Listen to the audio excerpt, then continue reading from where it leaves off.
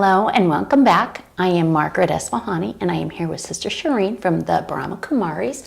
Welcome, Hello. Shireen. How are you? Good, very good. Wonderful. Well, today we are, in today's segment, we are talking about envisioning soul fitness and in particular what that means. But before we dive straight into that, I wanted Shireen to please share with us the similarities between the physical fitness and the soul fitness. Okay. Is that all right? Yes. Fantastic. Yes. So what happens is in physical fitness, you know, the whole premise of fitness, right? I'm sure all of you are aware of this, and I'm sure Margaret, who does a lot of fitness, is aware of this.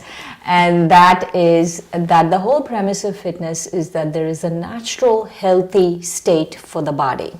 Correct. Yes. And that we have to go back to this natural, healthy state. Yes, absolutely. It's not like you are forcing the body to do something that it cannot do, but it's going back to its original state. Yes, that's a very good point. And so in soul fitness also, the assumption and our premise. Okay. Our premise is that there is a natural, healthy state for the soul, and we are going back to this natural, healthy state. Okay, very good. So the similarities are being physically fit means that we are trying to get our physical body into its original state in a healthy sort of, long-term, if you will, state that we can, at least in a physical, in our physical world, survive in a healthy manner. Right. And so, so going along with that, I do want to add a little bit to this. Sure. This thing about similarities. But what I've noticed is people are really into fitness. And we shouldn't make the mistake of thinking that this is just it, that our body is just it. I used to know someone who was a kind of a bodybuilder. okay. And every time I spoke to him, he used to say, my BMI, I want to reduce this % of my fat and I replace it with this % of my muscle. I mean, it was really a serious bodybuilder. Yeah, right. Scientific. Right. So, I'm working on just the right Combination. Muscle to the body mass index, the right combination, and I replace this much with this much and all of those things. And he really worked. He really worked like 5-6 hours a day for this. Oh my goodness. And this story ends very sadly, actually. And his wife called me, and this was a few years ago. His wife called me after I started meeting with him. I was teaching him meditation, and after I started meeting with him, his wife called me and he said, this particular person passed away. Oh, He was riding a bike and he got hit by a bike. He got hit by a car riding a bicycle. Okay. And was killed. Oh. And the first thing that crossed my mind, I know this is a sad story, but the first thing that crossed my mind is all that time wasted. Right. All that effort. Wasted. Right. And so, yes, we have to keep our body fit, and we have to eat right. We have to do all of those things, but we cannot overdo the physical fitness. We have to spend equal amount of time with soul fitness. And the amazing thing about soul fitness is that you can actually take it with you wherever you're going next. Right. Well, and the nice thing is that even for most of us who do enjoy to work out once or twice a week or, more than that, we can still do it at the same time as we're doing our physical exercise, because it's internal, it's in our mind, it's in our thoughts, it's in how we are thinking. Exactly. You're absolutely right, Margaret. We can do it while we're working out. But also, that anything physical, we should be really careful that we don't overdo it. We don't spend so much time on it, and then, once the body's gone, it's gone. Right. Well, and I was just going to say, for the gentleman, unfortunately that passed away, one of the things that Soul Fitness can do for us, even while we are working on our bodies, is bring that balance that so many of us want. Yes. Life is unpredictable. We can be doing one thing and just out of our control things happen. Right. And so, but yet in the meantime, if we're taking care of our soul as the same time we're taking care of our physical, then when we do move on, if you will, from this physical world, our spiritual self is pretty strong. Yes, it is strong, and whatever we do, and this is what I want to say, the similarities are there's a healthy state of the soul, there's a healthy state of the body. There's an original state of the soul, original healthy state of the body. But the difference is physical fitness, you leave it here, soul fitness, you take it with you. So it can be equally, if not more important than... Yes, more important. In my mind, it's more important, but at least make it equally important. Correct. Yes, bring at least to an equal level. Yes, equal playing field. And because you can actually take it. You can actually take it with you. I think that's an excellent point, and one that all of us can really relate to. So how do we bring a little newness to all of this? Because we've talked a lot about it, but what's something new? What's something fresh that we can bring to Soul Fitness? That's a really good question. You know why? Because so many people are looking for newness. Yes. They do so many things for newness, right? They go to, on a more mundane level, on a more regular level. We go to, especially in Florida, you go to this theme park or that theme park to enjoy your life, or go for a picnic, or go to the beach, or on a more serious level, you change your job or change your spouse, or we do a lot. Right. We're looking for something new. Yes. New and improved. Right. We're always looking for something new, and I feel that to really bring newness into your life, you have to see differently. Okay.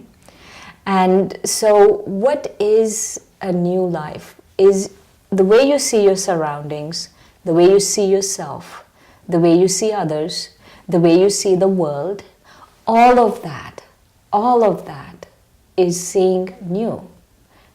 That means you're getting a new life.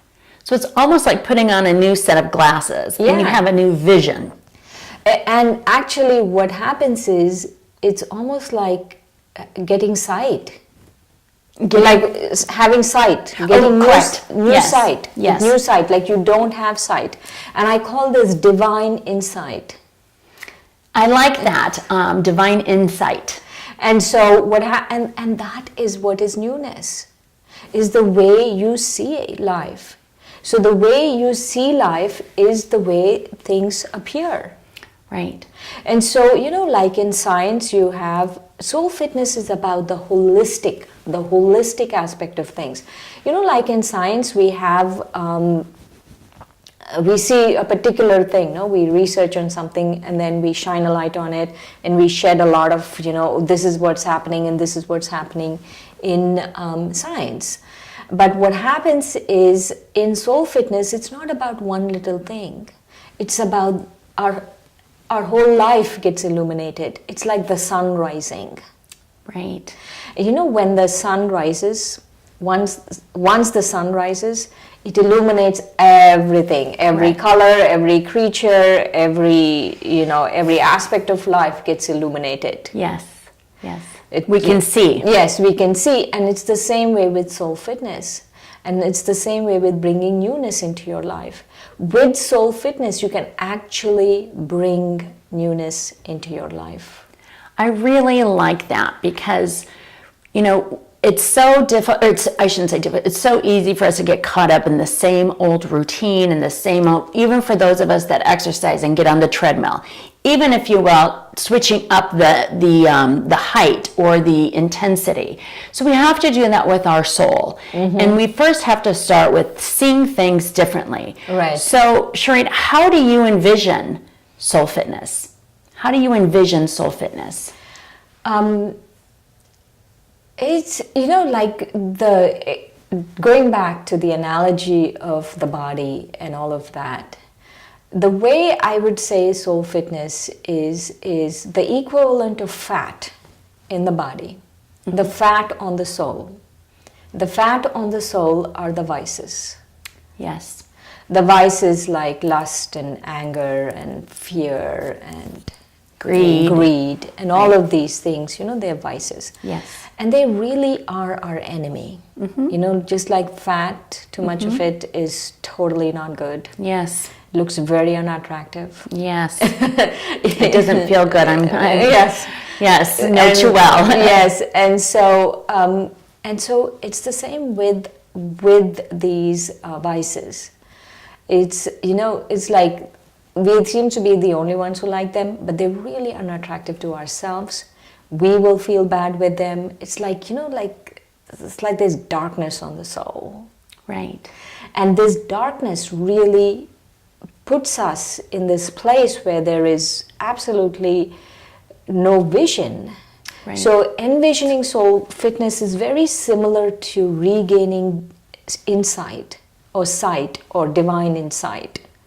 And so when you have this vision, and what you do is you see yourself complete. You see yourself in your original form. You see yourself as a whole soul, not as a body part, not as a particular age, or are you attractive or not attractive, or none of those things.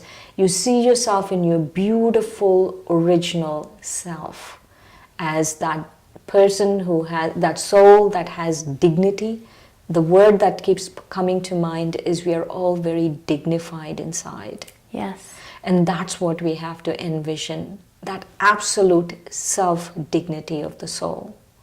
I really like that because it makes us feel elevated when you say dignified. The other thing you had mentioned in your chapter, which I think is a perfect example, and I know that our audience would understand very well, as you had mentioned, you know, water. Yes, I mentioned water before, yes. And there's clarity and clearness and pureness. And forgive me, but can I assume that envisioning our soul would be equal to envisioning water, if you will? So the example I always give, and I borrow it from one of my friends, and he gives this example a lot. And the example I always that I borrowed and I share is this aspect of water, that you have, let's say, you have contaminated water. Yes, unfortunately, yes. Yes. So if you have contaminated water, how do you purify the water? You take out the contaminants. Correct. And once the contaminants are gone, it's completely pure water. Yes. There is purity and there's clarity. There is transparency. Yes. And it's the same way with the soul. It's not that we are something else, we are someone else, we have to go look for it. No. It's there. The soul is contaminated with the vices like lust and fear and, you know, laziness and all of those things. It's contaminated with it. And all we have to do to envision soul fitness is we have to envision that original pure soul. It's not like we are going to be someone else or going to do something else that is not original or natural to us. We naturally become who we are, just like water naturally becomes itself once contaminants are removed. Envisioning soul fitness is also, once the contaminants of the soul are removed, it becomes its natural self. Right. Well, I think that that's just a really good, clear, no pun intended, or maybe, of, you know, how we can envision soul fitness, that there's clarity, there's purity, and there's dignity. And there's dignity. And cleaning out the vices from our soul and going back to the original form is really what you envision as soul fitness. Yes. And you know, just a little bit, in Avatar, the movie Avatar. Yes. One of my favorite movies. The greeting is "I see you." That's And beautiful. so in soul fitness, I see me. I see you. See you. Yes, I see me. Yes, we have to see ourselves. I think that's a great takeaway. So, task for all of you out there: say, "I see me," and I see me in my original form. yes. And so, take that away and join us in our next segment as we continue to visit with Sister Shireen. Thank you so much. Thank you, Sister. Thanks, Margaret.